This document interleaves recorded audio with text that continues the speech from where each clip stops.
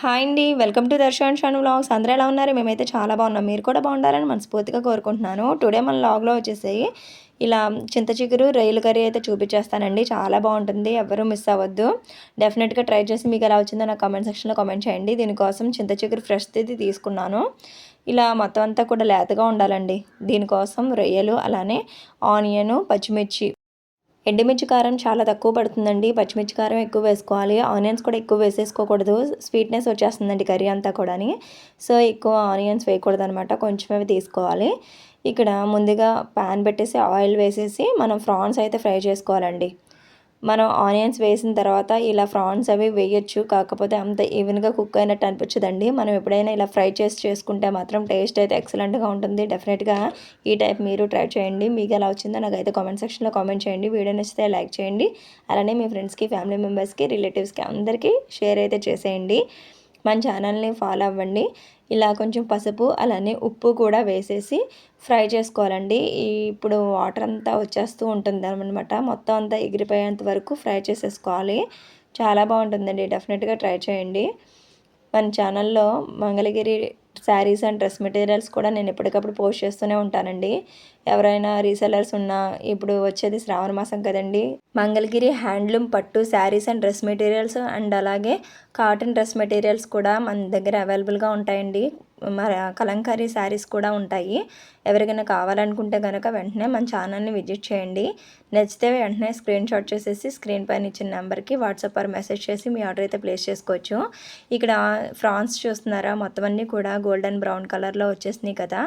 ఇలా ఫ్రై అయ్యేంత వరకు కూడా మనం ఫ్రాన్స్ ఫ్రై చేసేసుకోవాలండి. చూస్తున్నారా ఎంత బాగా ఫ్రై అయిపోయినాయో. మొత్తం అంతా ఆయిల్ తేలిపోతుంది కదా. ఈ టైంలో మనం ఫ్రాన్స్ అనేవి వేరేగా తీసేసుకోవాలి ఒక ప్లేట్లోకి. మనం ముందుగా కట్ చేసి పెట్టుకున్న ఆనియన్స్, అలానే చిల్లీస్ కూడా ఇప్పుడు ఈ ఆయిల్లో వేసేసి అవి కూడా గోల్డెన్ బ్రౌన్ కలర్లో వచ్చేంత వరకు కూడా ఫ్రై చేసేసుకోవాలండి.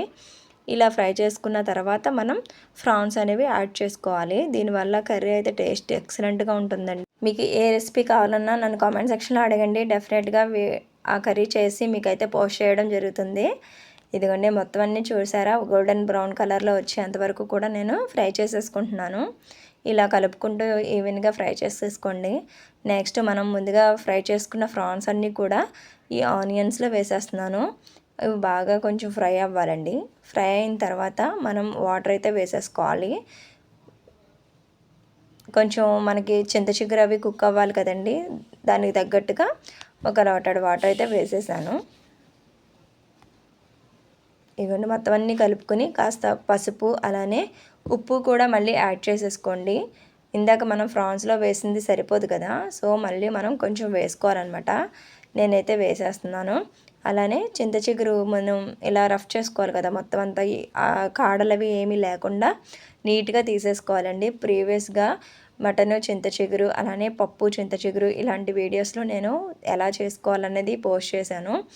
చింత చిగురు ఎలా చేసుకోవాలి, కాడలు అవి ఎలా తీసుకోవాలి అంతా కూడా నేను ప్రీవియస్ వీడియోలో చూపించడం జరిగింది. ఎవరికైనా తెలియకపోతే వెళ్ళి చూసేయండి. లింక్ అయితే ఇస్తాను డిస్క్రిప్షన్లో. ఇదిగోండి మొత్తం అన్నీ కూడా కలిపేసుకున్నాం కదా. ఇలా కలిపేసుకున్న తర్వాత కొంచెం పసుపు, అలానే ఉప్పు వేసేసుకుంటున్నాను. ఇందాక కొంచెం ఫ్రాన్స్లో వేసాను కదండి వేయించేటప్పుడు, అది చూసుకుని జాగ్రత్తగా ఎక్కువ అవ్వకుండా వేసుకోండి ఉప్పు అనేది.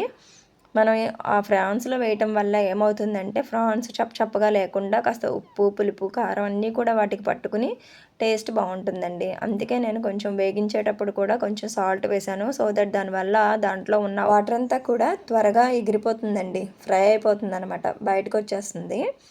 అందువల్ల మనం వేగించేటప్పుడు కూడా వేసుకోవాలన్నమాట సాల్ట్, ఉప్పు కూడా. ఇలా మొత్తం చూస్తున్నారా, మూత పెట్టేసి చిన్న ఫ్లేమ్ పెడితే అలా దగ్గరికి కుక్ అయిపోతూ ఉంది. కొంచెం కొంచెంగా ఆయిల్ అనేది పైకి తేలుతూ ఉంటుందండి. అదే మనకి కర్రీ దగ్గరికి వచ్చేస్తుందని అర్థం అనమాట. ఇవ్వండి చూడండి, ఇంకా కొంచెం వాటర్ది ఉంది. అలానే చింత చిగురు కూడా కొంచెం కుక్ అవ్వాల్సి ఉందండి, చింత చిగురు కూడాని. ఇందులో కొంచెం చిటికెడు కారం అయితే వేసుకోవాలి. దీనివల్ల టేస్ట్ బాగుంటుందండి. ఇలా చిటికెడు వేసామా అన్నట్టు వేసుకోవాలి. లుక్స్ అలానే టేస్ట్ కూడా బాగుంటుందన్నమాట ఇలా చిటికెడు కారం కూడా వేయటం వల్ల. మొత్తం అంతా ఒకసారి కలిపేసుకుని చిన్న ఫ్లేమ్ పెట్టేసి మళ్ళీ మూత పెట్టేసుకోవాలి. అలా మూత పెట్టేసుకుంటే ఆయిల్ అనేది మొత్తం పైకి తేలిపోతూ ఉంటుంది. అదిగోండి చూడండి, మనం కొంచెం తిన్నా తెలుస్తుందనమాట పర్ఫెక్ట్గా కుక్ అయింది. ఇంతేనండి, చాలా సింపుల్గా చేసేసుకోవచ్చు ఫ్రాన్స్ చింత చిగురు. ఈ కర్రీ ఎలా అనిపించిందో నాకైతే కామెంట్ సెక్షన్లో కామెంట్ చేయండి. వీడియో నచ్చితే వెంటనే లైక్ చేయండి. అలానే మీ ఫ్రెండ్స్కి, ఫ్యామిలీ మెంబర్స్కి, రిలేటివ్స్కి అందరికీ కూడా షేర్ అయితే చేసేయండి. Thanks for watching. Bye bye. Next మరొక వీడియోలో కలుద్దాం. Bye bye.